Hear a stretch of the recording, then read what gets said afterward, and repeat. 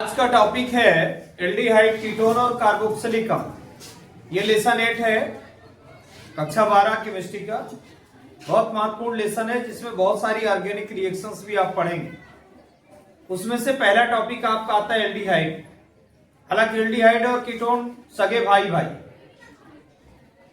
इनमें बहुत सारी समानताएं होती हैं। निश्चित है अंतर भी है, भाई भाई में भी अंतर हो जाता है। बहुत सारी सिमिलरिटीज हैं। जैसे एल्डिहाइड की आप बात करेंगे तो एल्डिहाइड का पहले हम जानना चाहेंगे कि फंक्शनल ग्रुप। तो फंक्शनल ग्रुप क्या होता है? Single bond CHO। पहली बात तो दोनों कार्बोनिल कंपाउंड हैं। कार्बोनिल का मीन ये होता है बच्चों, यदि किसी में भी single bond C double bond हो, सिंगल बॉन्ड ये ग्रुप, ये कार्बोनिल ग्रुप कहलाता है। जिन कार्बनिक यौगिकों में CO समूह प्रेजेंट रहेगा उन्हें हम कार्बोनिल यौगिक कहेंगे। कार्बोनिल शब्द क्यों जोड़ा जाता है, इसका रीजन मैंने आपको बता दिया। CO का मतलब है कार्बोनिल ग्रुप, और ये जहां भी अटैच होगा, जिस भी कार्बनिक कंपाउंड में ये प्रेजेंट होगा, उसे आप कार्बोनिल कंपाउंड यानी कार्बोनिल यौगिक कहेंगे। एल्डिहाइड और कीटोन दोनों कार्बोनिल यौगिक हैं। आगे मैं बात करूंगा कि और कौन कौन से हैं। जैसे कार्बोक्सिलिक अम्ल, वहां भी आपको कार्बोनिल समूह मिलेगा। एस्टर में चलेंगे वहां भी कार्बोनिल समूह मिलेगा। अम्ल एमाइड में चलेंगे वहां भी कार्बोनिल समूह मिलेगा। अम्ल हैलाइड में चलेंगे वहां भी कार्बोनिल समूह मिलेगा। CO जिनमें है वो सभी कार्बोनिल कंपाउंड्स में आते हैं, ऐसा आपको मानना है, समझना। बच्चों इसका फंक्शनल ग्रुप हो गया सिंगल बॉन्ड CHO। ये जो इधर बॉन्ड है यहाँ फ्री है, मतलब ये बॉन्ड किसी के साथ बना सकता है। किसी के साथ मतलब जनरली यहां जो है तो या तो H हो सकता है, या तो यहाँ R हो सकता है, या बच्चों AR हो सकता है। H का मतलब आप जानते हैं, इसका मतलब होता है क्या?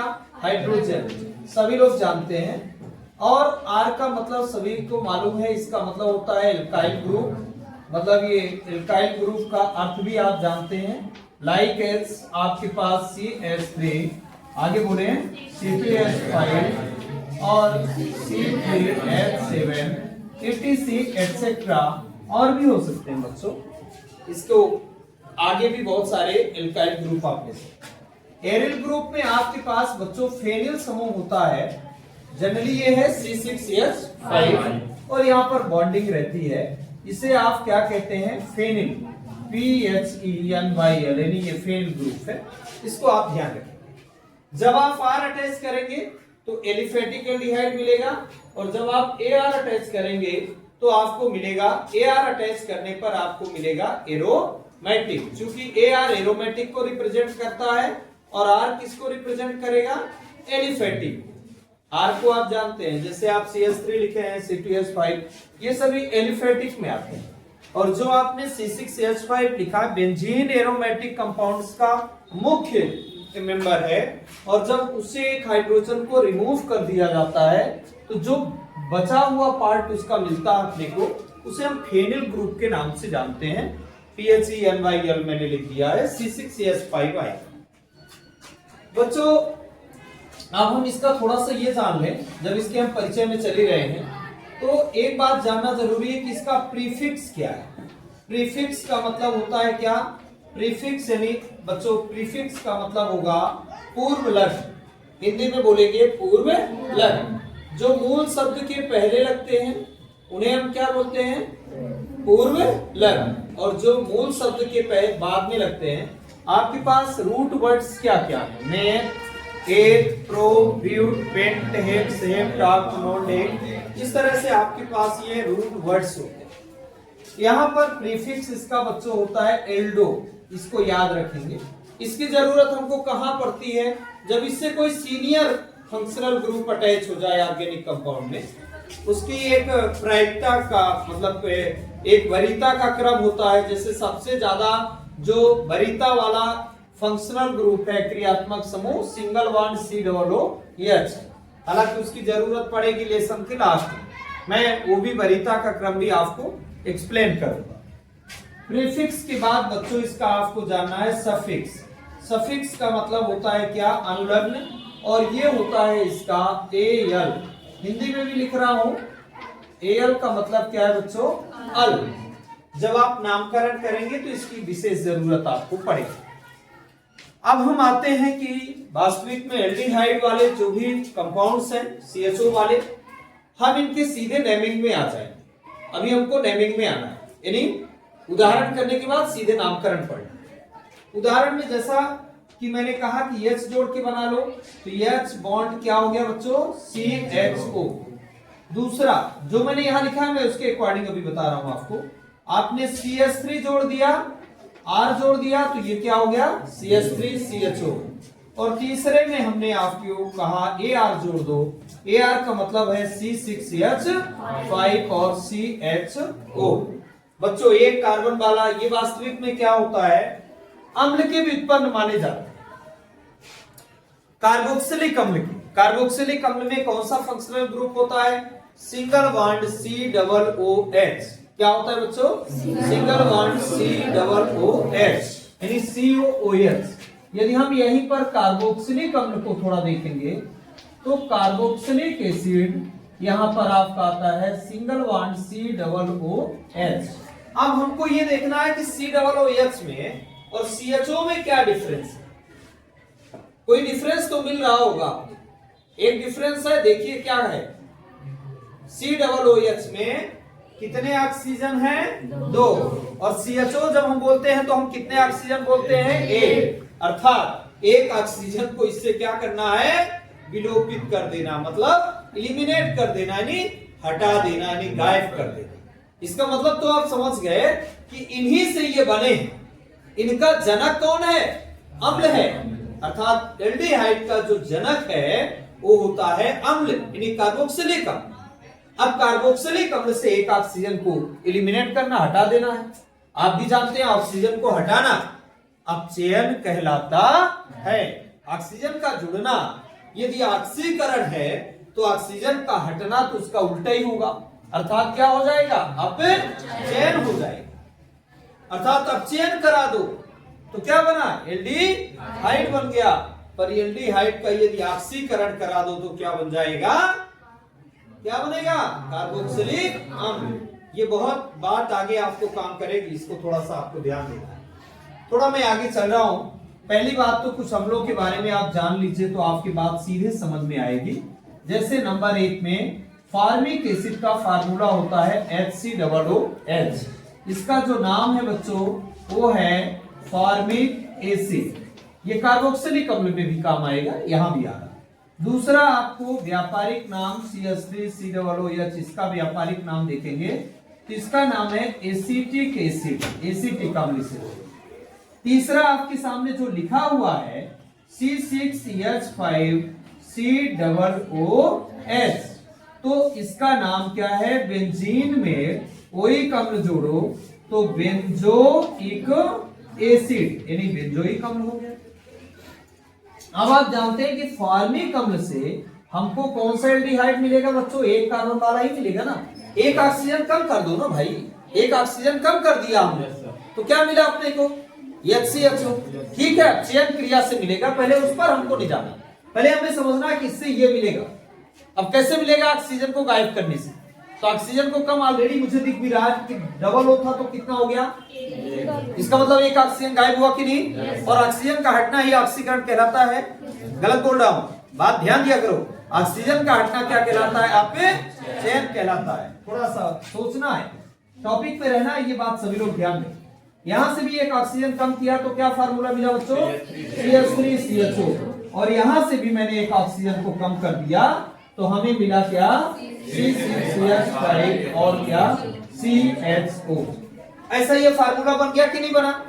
अब मुझे नाम लिखना है तो बहुत सरल है यार, नाम में ही तो सब काम बिगड़ जाता है। ये नाम याद नहीं हुआ आपको। फार्मिक अम्ल से मुझे इक अम्ल नहीं चाहिए, मुझे क्या चाहिए भैया, एल्डिहाइड। मैं पढ़ क्या रहा हूं, एल्डिहाइड, यानी हम लोग पढ़ रहे हैं एल्डिहाइड, तो मुझे एल्डिहाइड जोड़ना है यार। मेरा उद्देश्य एल्डिहाइड को जोड़ना और बाकी को हटा देना। अर्थात यहाँ आपको प्लस करना है एल्डिहाइड। और आपकी समझ में आया कि मुझे इक अम्ल हटाने के बाद शब्द मिला FARM। बचा कि नहीं बचा।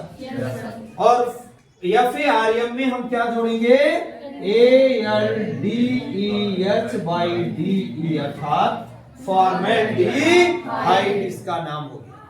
समझ में आया सबके? थोड़ा सा यहाँ स्पष्ट नहीं है, नीचे लिख देता हूं फॉर्मेल्डिहाइड नाम।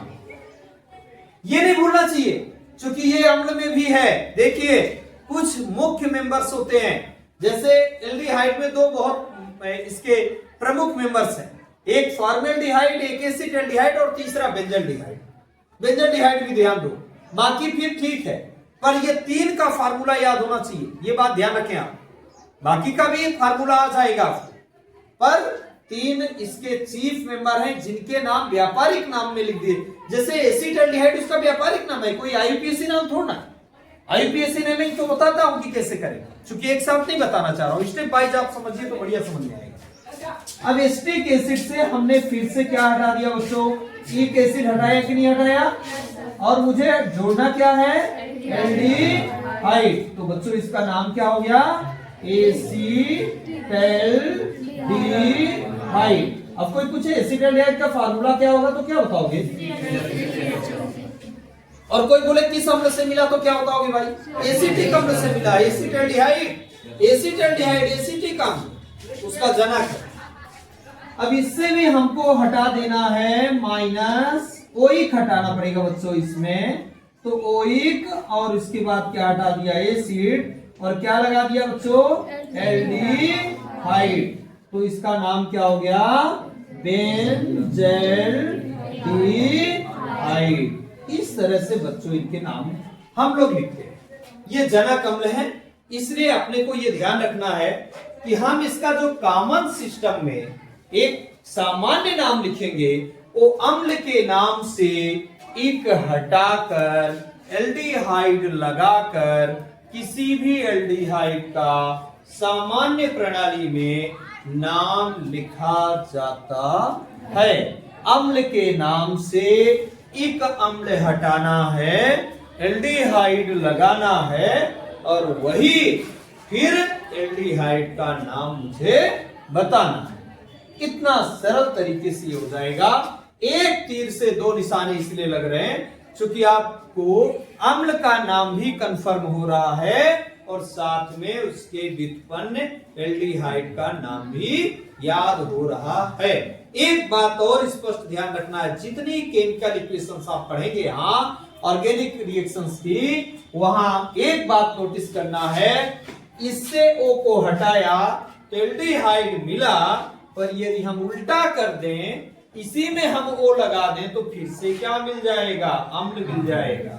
अर्थात दो बातें ध्यान रखना है, पेपर में आ सकता है ऑब्जेक्टिव में कि एल्डिहाइड का ऑक्सीकरण कराने पर बिंदी बिंदी पदार्थ मिलते हैं या क्रियाफल मिलते हैं, तो आपको बताना है अम्ल मिलते हैं।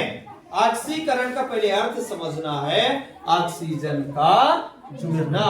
ऑक्सीजन का मतलब हाइड्रोजन का जुड़ना और ऑक्सीजन का निकल जाना या ऑक्सीजन का निकल जाना। जैसे यहाँ इस आपको कहे कि बताओ अम्ल से फॉर्मेल्डिहाइड प्राप्त करोगे या एल्डिहाइड प्राप्त कर रहे हो, तो कौन सी क्रिया करो होगी तब मिलेगा? तो ऑप्शन साफ साफ बताओ। कोई कहे कि यदि एल्डिहाइड से आप अम्ल प्राप्त करना चाहते हो तो भैया कर लेंगे ना, डबल डायरेक्शन रिएक्शन है ये, पर इसमें बताना है कि कैसे मिलेगी। तो मुझे अम्ल के बारे में सोचना है COOH, एल्डिहाइड के बारे में सोचना है यार CHO, दोनों में डिफरेंस सोचना है एक ऑक्सीजन का। यदि हम एल्डिहाइड से अम्ल में जाना चाहते हैं तो एक ऑक्सीजन और लगाना पड़ेगा, और यदि हम अम्ल से एल्डिहाइड में जाना चाहते हैं, CHO में जाना चाहते हैं, एल्डिहाइड नहीं कहेंगे हम दो बातें कहेंगे, COOH और CHO। तो साफ साफ जब हम COOH बोलते हैं और जब हम उसमें CHO बोलेंगे और COOH बोलेंगे तो दोनों का डिफरेंस हमारे समझ में आएगा, और फिर हम उसका अंतर समझने के बाद हम ऑक्सीकरण और ऑक्सीजन शब्द को भी समझ जाएंगे। इस तरह से आप इसको नोट कर लें, और इसके बाद में अभी आपको बताऊंगा क्या, इसके बाद इसका नामकरण होगा। कॉमन सिस्टम में मान लो नामकरण हो भी गया है, और सीधे सीधे IUPAC प्रणाली में आपको नामकरण बताया जाएगा।